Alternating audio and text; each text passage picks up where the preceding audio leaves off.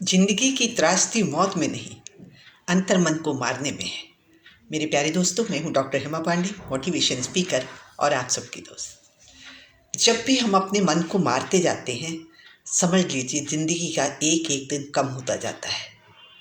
और भारतीय महिलाओं की स्थिति कुछ ऐसी ही होती है। पहले तो वो अपनी बातें कह नहीं पाती हैं, और अगर हिम्मत करके कहती भी हैं, किसी ने किंतु परंतु बट लगा दिया तो फिर वो दोबारा नहीं कहती है। अपने मन ही मन में उन बातों को रखती रहती है। और फिर सिलसिला शुरू होता है आगे। एजुकेशन जल्दी से समाप्त हो जाए, बच्चे आत्मनिर्भर अगर नहीं भी है तो भी उसकी शादी कर दो क्योंकि लड़का अच्छा मिल गया है। उसके बाद जब ससुराल आती है, अगर 1 वर्ष का अंतराल हो गया और कैरियर नहीं बनाया तो परिवार इतना सुख समृद्धि का आदी हो जाता है, बहू के द्वारा जो सेवा होती है उससे, कि वो दोबारा नहीं चाहता है कि उसकी शादी हो, उसकी नौकरी लगे। ये बात धीरे धीरे बहानों से टलती चली जाती है। दोस्तों, किसी को कोई फर्क नहीं पड़ता है, चाहे पति हो, चाहे बच्चे हों या कोई और हो। और दादी सास 1 साल के अंतर ही दूधो नहाओ पूतो फलों के आशीर्वाद से नवाजती हैं। भगवान की दया से वो आशीर्वाद फलीभूत भी होता है और वो माँ बन जाती है। यूं तो माँ बनना कमजोरी नहीं है, लेकिन प्यार, स्नेह और अपनत्व और बच्चे की सेवा के तहत वो दिन पे दिन निकलते चले जाते हैं। संयोग बस अगर वो नौकरी करके आती है, शादी होती है, तो ऐसी परिस्थिति में उसकी नौकरी इतनी असुविधा होती है कि या तो वो नौकरी स्वयं छोड़ देती है या छोड़ने पर विवश कर दिया जाता है। ऐसी परिस्थितियां हमारे भारतीय समाज में महिलाओं के साथ ज़्यादातर होती हैं। मन ही मन कल की आस में उसका समय गुजरना लगता है। कोई बैठकर उससे अंतर मन की बात पूछना गवारा नहीं समझता है। हर रोज दूसरों की खुशी के लिए अच्छे से अच्छा खाना बनाना, बच्चों के लिए उनके साथ बच्चे बन जाना और आवश्यकताओं की, परिवार के जो सदस्य हैं उनकी आवश्यकताओं के साथ खड़े रहना, यही उसकी नियति बन जाती है।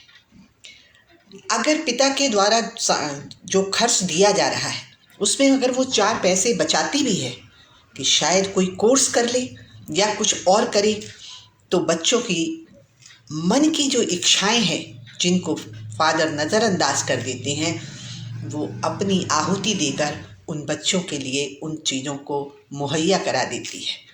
ऐसा ही सिलसिला हमारे आसपास के घरों में देखा जाता है और उसे कोई त्याग या सहानुभूति का दर्जा नहीं दिया जाता है। ये तो उसका कर्तव्य है, ऐसा कहकर बात को रफा दफा कर दिया जाता है। धैर्य की प्रतिमूर्ति दिन पे दिन समय बीतता जाता है और वो समय का इंतज़ार ही करती रहती है। बच्चे बड़े हो जाते हैं, अब वो बच्चों की नौकरी की खुशियों में कभी उपवास रहती है, कभी भगवान के दर्शन करती है। ईश्वर उसके ऊपर मेहरबान भी होता है, बच्चों की अच्छे से अच्छी नौकरी लग जाती है और बेटी की बहुत शानदार घर में शादी हो जाती है। अब अकेले तन्हा करे तो क्या करे। उम्र कह रही है अब मुश्किल है, लेकिन हिम्मत कह रही है अभी भी वक्त है। और ऐसी स्थिति में जब वो आगे बढ़ती है तो ये कह कर के समाज हंसता है कि इस बुढ़ापे में आकर तुम्हें ये अकल आई है। दोस्तों, अकल तो उससे पहले भी थी, अकल तो उससे पहले भी थी, लेकिन दिन पे दिन वो समस्याओं से जूझती रही, समस्याओं को निपटती रही, सिलसिला आगे बढ़ता रहा। और जब बच्चों से उसने कोई बात कही, पहले तो बच्चों के पास समय ही नहीं है, विदेशों में बस गए हैं, शादियां हो गई हैं, तो माशाअल्लाह अब तो वक्त है ही नहीं। लेकिन अगर किसी ने बात सुनी भी और समझी भी तो ये कहकर कि माँ क्यों रिस्क ले रही हो, मुझसे पैसे ले लो। क्या औरत पैसे के लिए ही सब कुछ करती है? नहीं दोस्तों, मेरे आसपास की तमाम ऐसी मेरी दोस्त हैं, ऐसी मेरी सखियां हैं जो कहना चाहती हैं कि तुम बहुत कुछ कर गए हो, उनकी आवाज़ में जो दर्द महसूस होता है, एक महिला होने के नाते लगता है कि क्या करें उनके लिए। अगर आपको ऐसा लगता है कि कोई ऐसा रास्ता जो उनके मन को संतुष्टि दे, उनको खुशी दे सके, उनके समय को वापस ला सके, क्या कोई ऐसा रास्ता है, तो आप मुझे ज़रूर सुझाव दीजिए।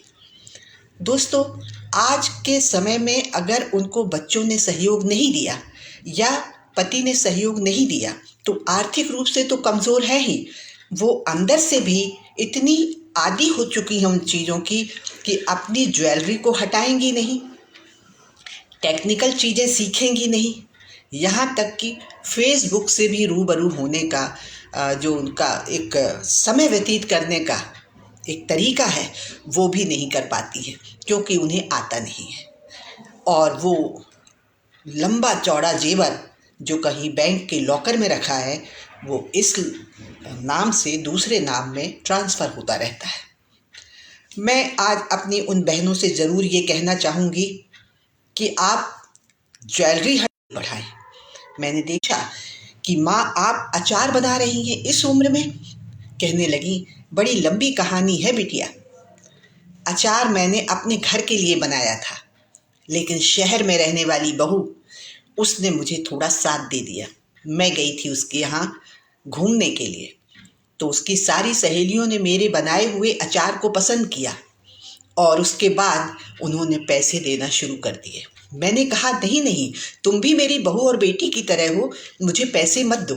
लेकिन उन्होंने कहा, माँ सामान मंगाने के लिए तो पैसे देना पड़ेंगे ना। और आज मदर नाम से कोई अचार मार्केट में है। अब तो वो इस दुनिया में नहीं रही हैं, लेकिन उन्होंने अपनी सिस्टर को वो ट्रांसफ़र कर दिया है। ऐसा ही एक दूसरा वाक़या मैंने देखा, जिसमें उनकी बहू ने नए उन्हें ढोलक बजाना आता था, तो एक ऐसी महिलाओं की कंपनी उनको ग्रुप में शामिल करा दिया और उनके लिए बहुत सारे इंस्ट्रूमेंट खरीद दिए। जिस महिला को जो चीज़ आती थी, वो उस इंस्ट्रूमेंट के साथ एक ऐसी मंडली बन के तैयार हो गई कि सब लोग, जहाँ भी संगीत का कार्यक्रम होता है, वो उसमें शामिल होती हैं और उन्हें प्राथमिकता देती हैं, क्योंकि इनके पास जहाँ पे बहुत सारे इंस्ट्रूमेंट हैं, वहीं इन्होंने शुरू किया है, तो इनको प्राथमिकता भी मिलती है। और उनके हुनर का आखिरी के क्षणों में जो उपलब्धि मिली है, बेइंतहा खुश हैं और उससे उन्हें आर्थिक मजबूती भी मिली है। दोस्तों, माँ को देवी मत समझो, माँ को की पूजा मत करो, माँ की उस भावनाओं को समझो।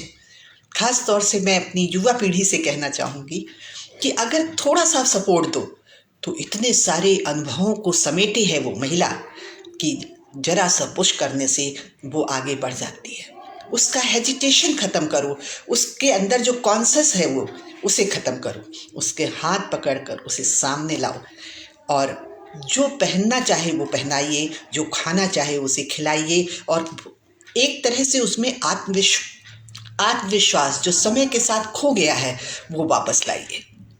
बहुत से लोगों से मैंने देखा है कि जीवन साथी हाथ बढ़ाते हैं, लेकिन कई लोग इसे नहीं पसंद करते हैं। लोग क्या कहेंगे? दोस्तों, हमारे समाज की सबसे बड़ी त्रासदी ही है, डिप्रेशन में महिलाएं ना जाने कितनी हैं, जिन्हें डिप्रेशन से नहीं निकाला जाता है। वो ले जाकर के उनका इलाज तो करा सकते हैं, लेकिन उन्हें उनमें आत्मविश्वास नहीं जगा पाते हैं। इसलिए आज जिस मुकाम पर भी हैं, जिस उम्र में भी हैं, अभी समय है, जागो, अपनी इच्छा का काम करो, छोटी मोटी पार्टियां दो, किसी फ्रेंड सर्कल बनाओ। पार्क में जाके बहुओं की बुराई करने का समय नहीं है, बहुत कम समय है। अपनी लेखनी से कुछ लिख डालो, अपने अनुभवों को लिख डालो। एक नौकरानी ने अपने अनुभवों को लिखा जो उसके पति के द्वारा प्रताड़ित की गई थी, और वो बेस्ट सेलर बुक के रूप में सामने आई। तो सब कुछ संभव है दोस्तों। आप जिस तरह से भी आपको लगता है कि आप में वो हुनर है, आप कर सकती हैं। यदि बच्चों की परवरिश के बाद आप में वो अनुभव है, आप उसे ज़रूर करिए और ये कहना छोड़ दीजिए कि हम अब उम्र दराज है, हम बूढ़े हो गए हैं, जो होगा वो देखा जाएगा ना। भविष्य में क्या है कुछ कह नहीं सकते, और जो भूत है निकल गया, वो भी हमारे हाथ से गया। बस वर्तमान है, वर्तमान आज अभी। इसलिए कुछ भी करिए, अपना कोना बनाइए, अपनी मनपसंद किताबें रखिए और खुल कर जिए। आपकी अगर हॉबी है कि हम टीवी देखना चाहते हैं, तो पता होना चाहिए परिवार को कि इस समय माँ टीवी देखती है, इस समय मेरी वाइफ कुछ काम करती है, आराम करती है। परिवार को एहसास कराना भी आपका काम है। अगर आप मन में ये बातें निरंतर रखती रहेंगी तो निश्चित तौर पर आपको पता नहीं चलेगा, लेकिन धीरे धीरे आप कहीं खो जाएंगे। इसलिए हमें सावधान रहना चाहिए। शरीर से भी ज़्यादा मस्तिष्क को स्वस्थ रखने के लिए हमें किताबें पढ़ना ही चाहिए। वो किताबें जो आपकी हॉबी हो, जो आपकी पसंद की हो, जो आपको आगे ग्रो करने वाली हो। नई टेक्नोलॉजी सीखने का सबसे अच्छा फ़ायदा ये है कि जहाँ आप थोड़े व्यस्त रहते हैं, वहीं बहुत सारे ग्रुप होते हैं, उस ग्रुप में आप इन्वॉल्व हो जाते हैं।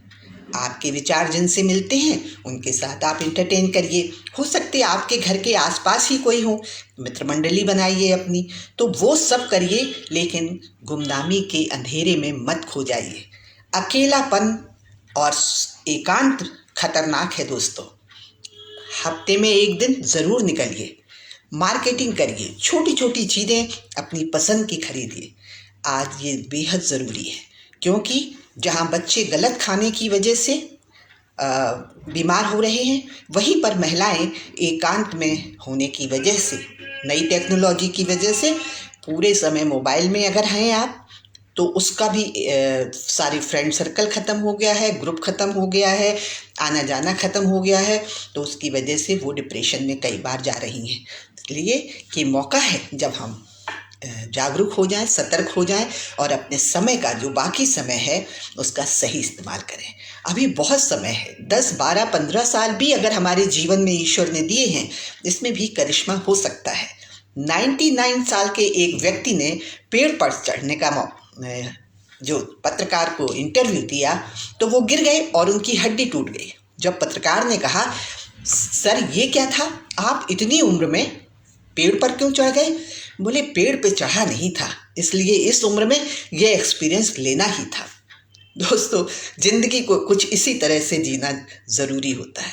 बस 4 लाइनों से ख़त्म करती हूँ कि ये चमक मेरे किरदार की है, आसमां से आए अखबार की है, मैं चलूँ तो मेरे संग संग कारवां चले, बात गुरूर की नहीं एतवार की है। इन्हीं भावनाओं के साथ विदा लेती हूँ। जय हिंद, जय भारत, नमस्कार। आप मुझे ज़रूर बताएं कि आज और क्या किस तरह के वीडियो मैं बनाऊं, किस तरह की अब टॉपिक पर आगे काम करूं। आपके सुझाव मेरे लिए बहुत अहम महत्व रखते हैं। जय हिंद, जय भारत, नमस्कार।